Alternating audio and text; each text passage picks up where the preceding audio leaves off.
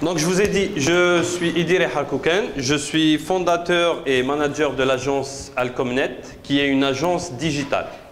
Une agence digitale est une agence qui offre des services dans le marketing digital. D'accord ?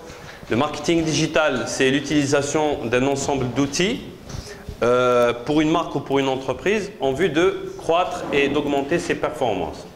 Donc ces outils utilisés sont généralement les plus connus, sont un site internet, un site web, des applications mobiles, l'utilisation de l'optimisation des recherches sur internet à travers le référencement sur Google par exemple, l'utilisation du community management ou la gestion des réseaux sociaux, l'utilisation de divers autres moyens de nouvelles technologies comme la publicité ciblée, le retargeting, l'utilisation de l'emailing, l'utilisation de l'analyse des KPI, des clés de performance pour analyser une entreprise si elle utilise la stratégie marketing digital d'une bonne manière.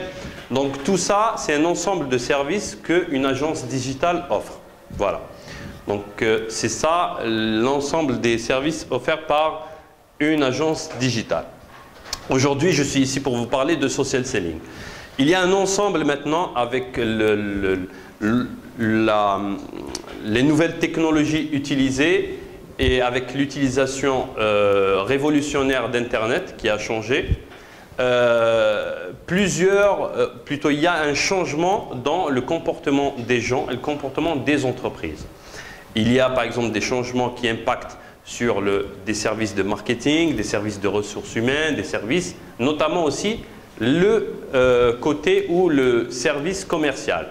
Le service commercial, avant, avait une méthode traditionnelle. D'accord ? Avec l'avènement des réseaux sociaux, d'où le mot social selling, maintenant les commerciaux utilisent les réseaux sociaux. D'accord ? Donc d'où maintenant c'est de nouvelles pratiques utilisées au sein des entreprises. Donc pour en parler, on va aborder les grands points. Les grands points qu'on va aborder, on va parler du contexte, d'accord, du social selling. On va donner des définitions du social selling. On va dire pour qui le social selling, pourquoi le social selling, des chiffres qui appuient le SS ou le social selling et comment être un social seller. Et enfin, on terminera pour donner les 7 essentiels de comment avoir une bonne stratégie de social selling. D'accord ? Alors, le contexte. Donc, pour aller un petit peu de l'avant et revenir au contexte, je vous explique. Le social selling, comme je vous ai dit, c'est l'utilisation des réseaux sociaux par les commerciaux pour vendre. D'accord ? On va aller plus dans le détail. Ça, c'est une définition très générale. Donc, le social selling, il est né dans un contexte des nouvelles technologies ou de l'ère digitale. Il faut savoir qu'aujourd'hui, on est en phase de transformation digitale. Vous avez déjà entendu parler de transformation digitale? Vous pouvez répondre oui ou non? Non. Non, d'accord, très bien. Il faut savoir que le monde, aujourd'hui, tel que nous le connaissons, n'était pas comme ça il y a 3, 4, 5 ans. D'accord? On est vraiment en phase de transformation digitale. Qu'est-ce que veut dire une transformation digitale? Bon, vous connaissez tous les réseaux sociaux, vous connaissez tous Facebook. D'accord? Facebook, il existe depuis quand? Pardon? 2007. Ok, 2007 c'est accordé. 2006, il est né envers 2004, 2006. Il est un petit peu dans le monde entier. Et comment faisaient les gens avant 2006? MSN. MSN, ça c'est pour s'envoyer des emails? Non. Oui, pour chatter? Pour discuter, ok. Mais est-ce que Facebook, il est fait pour discuter? C'est pas uniquement pour discuter. C'est pour ça que je vous ai dit tout à l'heure, que la génération Y ou la génération connectée, c'est une génération qui a grandi un petit peu avec 2006, il y a 10 ans. Hein. Donc elle a connu Internet de l'âge de 14 ans et il l'a accompagné durant son adolescence jusqu'à l'âge de maintenant. Avant les réseaux sociaux, sur Internet, qu'est-ce qu'on faisait? On s'envoyait des emails. On chattait sur MSN par exemple. On chattait sur Mirk par exemple, un vieux outil de chat. Mais ça se résumait à ça uniquement. Il n'y avait pas cette ouverture sociale. D'où le nom réseaux sociaux. D'accord? D'où le nom réseaux sociaux. Au fait, la vie qu'on avait, qu'on partageait dans la vie réelle, elle est maintenant sur les réseaux sociaux. D'accord? D'où cette transformation en partie. Donc la transformation digitale, on est en phase de transformation. Pourquoi? Parce que cette nouvelle technologie, ces nouveaux usages des réseaux sociaux c'est une part, hein, mais même le web aussi, Internet, plusieurs outils qu'on utilise sur Internet ont révolutionné les comportements des gens. Ils sont associés aussi au changement et au développement des supports qu'on utilise. Vous connaissez le téléphone 3310 de Nokia? Jusqu'à 2008, 2007, on utilisait, la majorité des personnes avaient des téléphones classiques, pas des smartphones. Les smartphones, ils ont commencé récemment. Et peut-être qu'on n'a pas senti cette transformation, au fait, parce qu'on vit avec. Mais en réalité, c'est une transformation majeure dans les comportements des gens. Vraiment majeure. On ne l'a pas ressenti parce que la transition s'est faite d'une manière très douce. Mais en fait, il y a vraiment un bouleversement et un changement dans les comportements et dans la vie des gens. D'accord? Cette transformation, pour vous, je vous l'ai dit maintenant, vous ne l'avez pas saisie. Mais en fait, il y a une transformation. Et la transformation, elle s'est faite pour les autres générations peut-être. Pour les générations un peu plus âgées où ils l'ont plus ressenti. Peut-être que vous, vous non. Parce que vous avez grandi avec. Bref. Donc l'association du développement des supports d'utilisation d'Internet, les desktops, les PC portables, les smartphones, les tablettes, l'utilisation de plus en plus de ces supports d'une façon nomadique, c'est-à-dire en mobilité, en mouvement, associé au développement des usages ou l'utilisation des réseaux sociaux, Facebook, LinkedIn, Twitter, etc., Snapchat, Instagram, etc. Donc l'utilisation de ces supports, de ces outils d'une façon mobile et d'une façon de plus en plus croissante a changé le comportement de qui? Des gens en partie, mais aussi ce changement a été touché par les marques. Parce que vous êtes des consommateurs et les marques et les entreprises, dans leur vie entrepreneuriale, ils cherchent à vous vendre. Ils vous vendent ce que vous consommez. Et donc, ils sont obligés de s'adapter à ce mode économique. Il faut savoir que cette transformation, elle est beaucoup plus, quand on dit transformation digitale, elle n'est pas forcément une transformation technologique, elle n'est pas uniquement une transformation technologique, mais elle est aussi sociologique. Parce que les générations de maintenant sont des digital natives. C'est des gens qui sont nés et qui utilisent Internet d'une façon très spontanée, très naturelle. Or qu'avant, il n'y avait pas ces outils, ces outils, ils n'étaient pas aussi répandus au sein des familles, au sein des entreprises. Je vais vous parler un petit peu de l'évolution aussi du web. Vous connaissez tous Internet, vous savez ce que c'est un site web, un site Internet, mais vous n'avez pas une idée très précise de comment il a évolué. D'accord? Si on parlait, par exemple, des années 90, 95, d'accord? Ce qu'on appelait le web 1.0. Le web 1.0, d'accord? Le web 1.0, je vais vous dire les années 95 jusqu'à 98, 2000, se résumait à ce qu'une entreprise, une marque possède un site internet, d'accord? Et sur ce site internet, elle expose, elle montre ses produits, ses services, ce qu'elle fait, d'accord?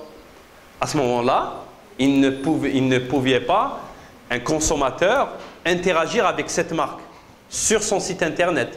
Il ne lui en donnait pas l'occasion parce que la technologie à l'époque ne permettait pas cet échange. Donc, aussi, les échanges se faisaient d'une manière unidirectionnelle ou unilatérale. La marque s'adressait au consommateur et le consommateur assimilait ce que la marque ou l'organisation lui donne comme information. Avec le Web 2.0, là est le changement. Le Web 2.0 est le Web collaboratif. Le Web 2.0 a commencé lorsque les gens commençaient à s'échanger, à discuter sur Internet. Comment?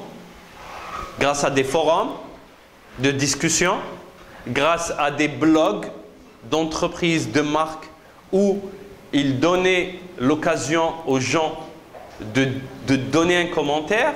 Par exemple, prenons l'exemple d'une marque comme Coca-Cola, par exemple. Sur son blog, elle parle d'une nouvelle recette, d'une nouvelle boisson, un article. Les gens pouvaient donner leur avis, de faire un commentaire, de dire que, par exemple, je préfère le light, que le coca c'est une boisson très sucrée, etc., etc. Donc ça pouvait donner l'occasion d'interagir. Il s'est encore plus amélioré le Web 2.0 avec l'avènement des réseaux sociaux. Ça a commencé par un des premiers réseaux sociaux, peut-être que vous ne connaissez pas, MySpace, qui permettait à l'époque, 2004-2003, qui permettait aux gens d'avoir un profil, une page, et où ils pouvaient mettre leurs photos, mettre ce qu'ils aiment, ce qu'ils n'aiment pas, etc. Mais la véritable révolution est venue avec Facebook.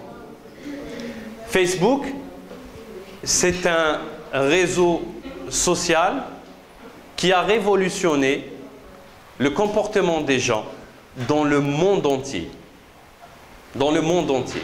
C'est vraiment l'exemple qu'on pourrait donner. Mais ça ne s'arrête pas ici.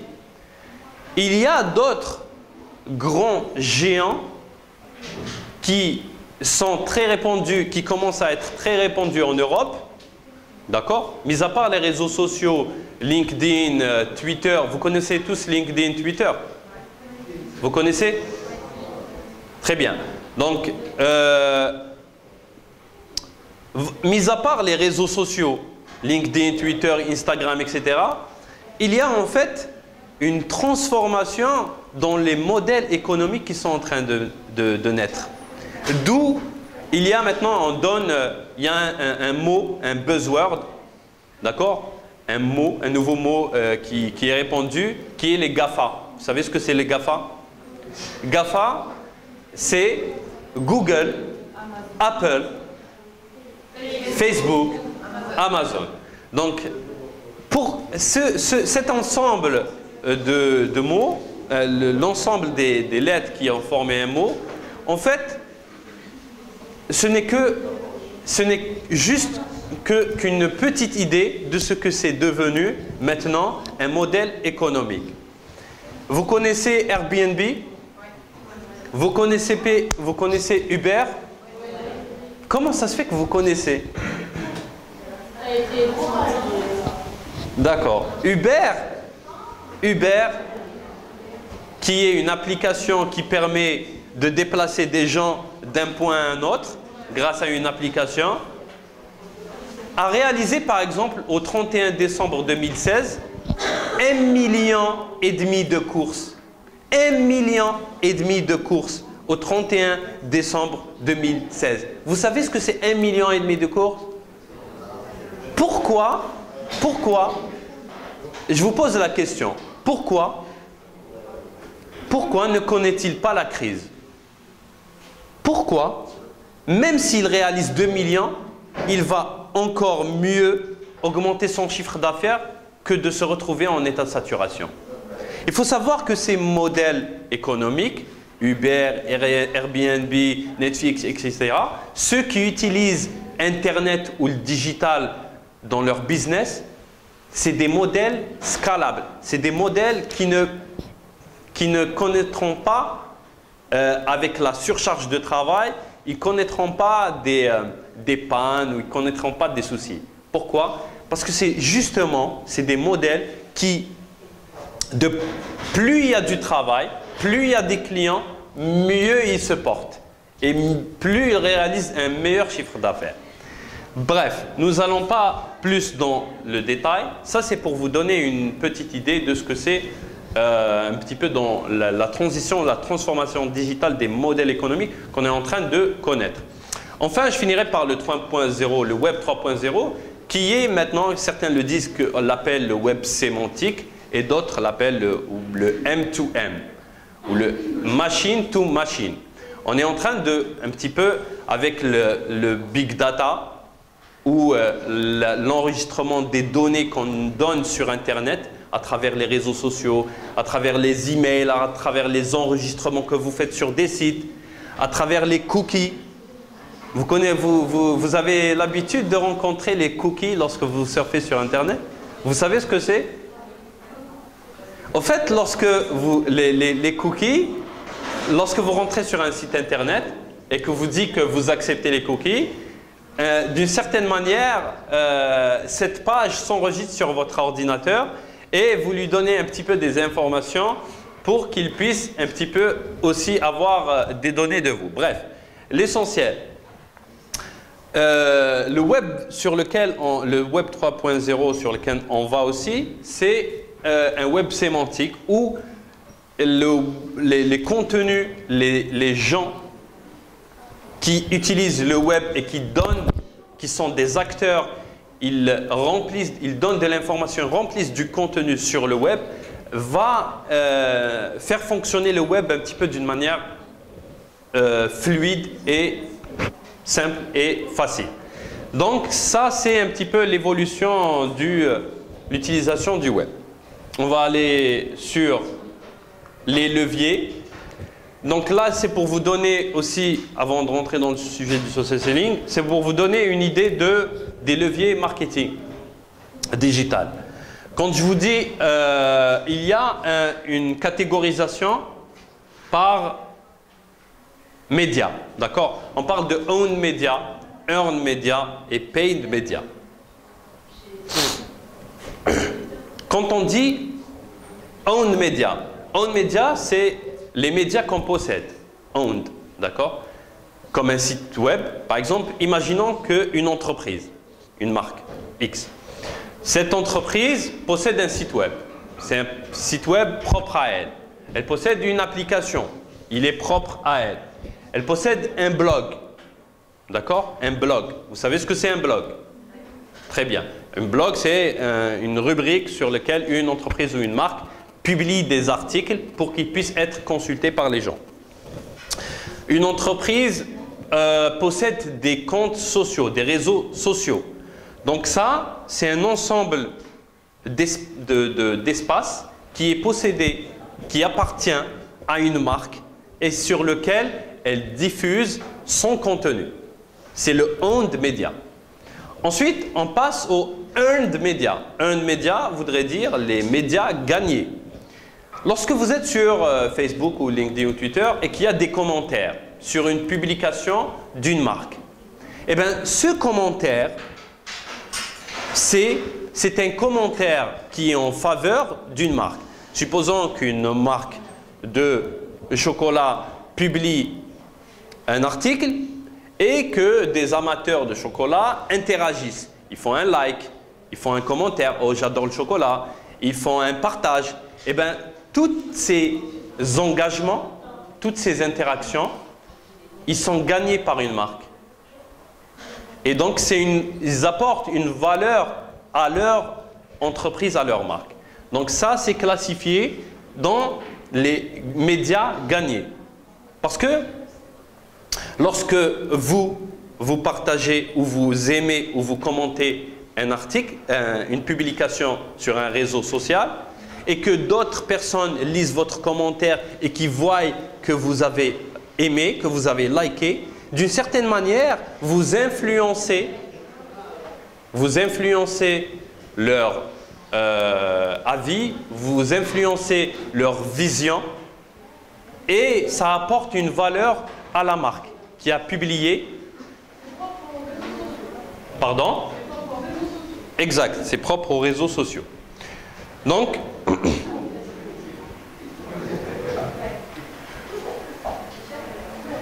tout ça, c'est gagné par la marque. Je terminerai par dire le paid media, d'accord? Le paid media, c'est les médias qu'on paye. Il faut savoir que sur Internet, il y a la majorité des choses, on va dire que c'est gratuit, mais il y a aussi des choses qu'on paye, qu'on achète, d'accord? Comme les publicités sur Internet, comme les mots-clés, les AdWords. Vous savez que des marques achètent des mots-clés que vous recherchez que vous tapez sur Google.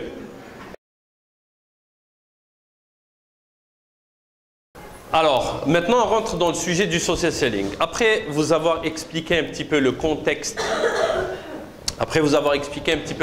dans lequel on vit,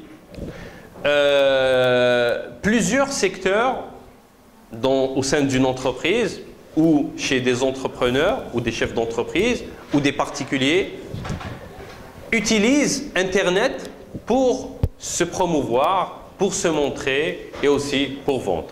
Plusieurs secteurs sont touchés et utilisent Internet maintenant, que ce soit dans les ressources humaines pour, par exemple, faire des entretiens à distance, que ce soit dans le marketing pour faire des promotions ou des campagnes publicité sur Internet, mais il y a aussi l'activité commerciale. Alors là, ça peut être très général. D'accord? Donc le social selling, au sens très large, le social selling au sens large, c'est utiliser les réseaux sociaux pour vendre. Ça, c'est une définition large. Mais je préférais de dire que le social selling, c'est plutôt l'utilisation des réseaux sociaux par les commerciaux d'une entreprise en vue de générer plus de revenus. Comment? Une entreprise qui adopte le social selling à travers ses commerciaux assurera plus d'objectifs atteints, plus de quotas atteints, plus de ventes réalisées qu'une les façons traditionnelles. Il faut savoir que les méthodes traditionnelles d'approche des commerciaux d'une marque, comment se font? Généralement, à partir d'une shortlist ou à partir d'approches sur des salons, sur un portefeuille client, approcher les commerciaux, ils approchaient les décideurs d'une entreprise à travers une prise de rendez-vous par téléphone et ils demandaient la permission de rentrer en contact. S'ils pouvaient avoir un rendez-vous pour pouvoir proposer les services, pour pouvoir proposer les produits de son entreprise. C'est la méthode classique d'un commercial pour approcher une entreprise. Dans le social selling, c'est complètement différent. L'utilisation des réseaux sociaux et principalement LinkedIn, d'accord, a révolutionné cette façon de faire des commerciaux. Donc, pour faire du social selling, il faut savoir qu'au sein d'une entreprise, il y a quelqu'un qui décide pour acheter quelque chose. Si vous, commercial, vous avez un objectif de vendre des solutions de sécurité informatique et que vous avez comme objectif, par votre direction, de vendre à des entreprises. Dans ces entreprises que vous approchez, il y a des décideurs, ceux qui décident. Et c'est ces personnes-là qu'il faut toucher, avec lesquelles il faut avoir un rendez-vous. Dans la méthode traditionnelle, on prenait la liste des personnes des entreprises, ensuite on sélectionnait les entreprises sur un rayon géographique, on faisait un planning de comment les contacter et on essayait de connaître comment les contacter. Donc on prenait le téléphone, on appelait au siège de l'entreprise, on demandait la permission ou de parler au directeur ou généralement le responsable des moyens ou le chargé ou même avoir le directeur général. Et puis pour passer et pour arriver jusqu'au décideur, c'était très difficile. Et c'était même très très difficile. Il faut savoir aussi que pour décider, le directeur ou le décideur s'appuyait aussi sur les conseils de ses collaborateurs au sein de l'entreprise. Donc il n'était pas forcément le décideur. Il pouvait demander par exemple au service informatique, est-ce que la solution elle est intéressante? La solution que nous propose cette commerciale, est-ce qu'elle est intéressante? Est-ce qu'il y a d'autres entreprises qu'on pourrait voir, etc. Donc c'était très long. Et au bout, il y avait uniquement 2% des appels d'un commercial qui aboutissaient. C'est-à-dire que sur 100 contacts qu'un commercial appelle, il réussissait à décrocher seulement 2%. Sur, par exemple, une semaine ou on va dire un mois, il avait environ 5-6 rendez-vous sur 100. Et c'était très minime. Mais avec la méthode du social selling, ça ouvre plus de perspectives. Ça ouvre plus de perspectives. Le social seller, là, je vous ai mis une photo très crispée. Et là, c'est plus cool. D'accord? Parce que c'est justement le cas. D'accord? Il faut savoir que l'utilisateur du social selling actuellement, on va parler majoritairement sur LinkedIn. Vous m'avez dit que vous savez ce que c'est LinkedIn, d'accord? LinkedIn, c'est un réseau social professionnel qui, les utilisateurs de LinkedIn ont un profil, ils mettent leur profil sur LinkedIn, ils recherchent des opportunités de carrière et les commerciaux aussi l'utilisent pour vendre et pour promouvoir les produits de leur entreprise. Donc, dans le social selling, le mode, il est complètement différent du modèle classique. L'approche dans le social selling, le mode de contact, ce n'est plus un mode d'interruption, c'est un mode de permission. Qu'est-ce qui est la différence entre mode de permission quand je vous dis interruption et permission? Interruption, c'est plus brutal, oui ou non? Permission, ça demande la permission, c'est plus courtois, c'est plus poli. Donc ça fonctionne de cette manière. Et je vais vous dire, le social selling sur LinkedIn, lorsqu'on approche un contact, une marque, un décideur, on reste dans l'exemple des solutions informatiques, de sécurité. Si je vends des solutions, des antivirus par exemple, sur LinkedIn, je recherche des profils, des décideurs, des entreprises qui seront intéressées par nos produits et qu'on interagit avec eux sur leurs publications, qu'on envoie des informations importantes et utiles pour eux. Oui, mais dans le social selling, l'offre de service revêt un autre aspect. On donne un meilleur aspect à cette offre. On ne lui donne pas un aspect vendeur. on lui donne un aspect marketing. C'est-à-dire que cette offre, comment elle va se traduire? Elle va, si on parle d'antivirus, par exemple, on ne va pas vous dire, par exemple, on ne va pas approcher cette entreprise en lui disant on a le meilleur antivirus du moment et qu'il est excellent et qu'on vous propose à ce prix. Non, on va utiliser la manière d'approche souple, c'est-à-dire qu'on va parler de notre produit, de ses capacités à résoudre le problème des entreprises, de ses chiffres réalisés dans le monde, de ses capacités à résoudre les problèmes surtout qui existent sur les supports utilisés par exemple en Algérie. D'accord? Donc on va utiliser une approche marketing. C'est ce qu'on appelle du marketing de contenu. D'accord? On va en parler plus dans les futurs slides. Donc dans le social selling, aussi, les attentes des décideurs, elles sont mieux comprises. Dans le mode classique, on ne pouvait pas connaître ce que pensait le décideur d'une entreprise. On ne pouvait pas connaître. On ne pouvait pas comprendre ce qu'il recherche. On n'avait aucune information à ce sujet. Par contre, dans le social selling, on a cette information. Pourquoi? Pourquoi? Parce que les entreprises, les décideurs, les directeurs, ils sont aussi sur Internet. Ils sont aussi sur les réseaux sociaux. Et du coup, ils sont actifs, ils sont proactifs. Et à travers leurs commentaires, leurs publications, leurs profils, on peut les cerner.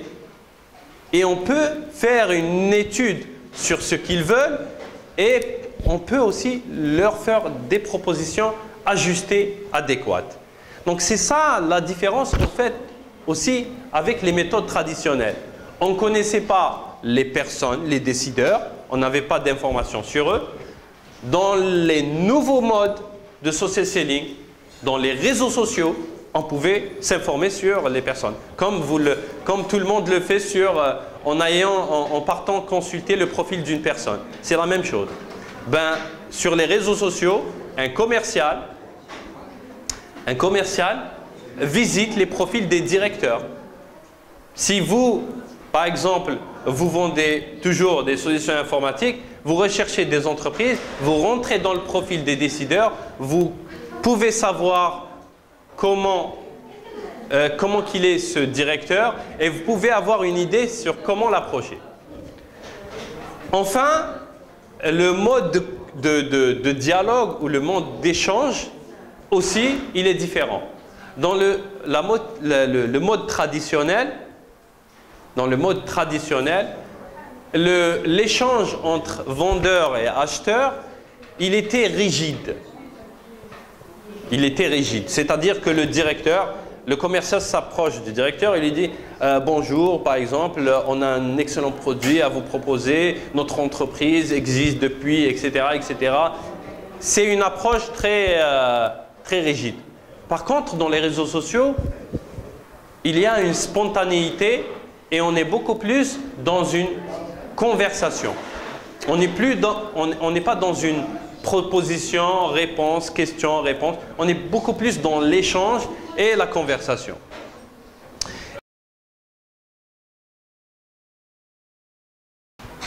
Les entreprises, au jour d'aujourd'hui, parcourent 57% de l'acte d'achat, il est fait avant l'entrée en scène non commerciale. Donc je vous ai dit, l'entreprise n'attend plus que le commercial l'approche, elle va chercher ce qu'elle cherche. Elle va sur Google, elle tape antivirus Algérie, elle va taper antivirus, entreprise de vente d'antivirus sur Alger, elle va trouver une entreprise, SoftDZ, elle va se renseigner sur cette entreprise, SoftDZ, elle va trouver qu'elle a un site internet, qu'elle a un compte, une page Facebook, qu'elle a un compte LinkedIn, elle va rentrer sur LinkedIn, elle va taper le nom de l'entreprise, elle va cliquer sur le nom de l'entreprise, elle va voir son expérience, où elle distribue, elle va trouver qu'elle possède 13 éléments, elle va rentrer dans les comptes de ces éléments, des gens qui travaillent au sein de l'entreprise. Elle va voir quel est leur profil, par exemple de l'ingénieur IT ou du commercial. Elle va tout scruter avant de prendre sa décision. Et pendant tout ce temps-là, le commercial n'a rien fait, ne l'a pas approché.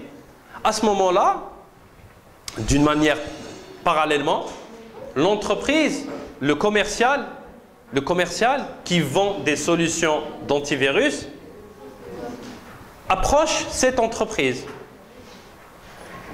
Donc, en arrivant chez ces entreprises qui cherchent, il aura un petit peu 43% de ce qui reste, 43% de ce qui reste à lui donner comme information. Et là, il faudra qu'il donne ses preuves. Parce qu'il y a beaucoup de concurrents.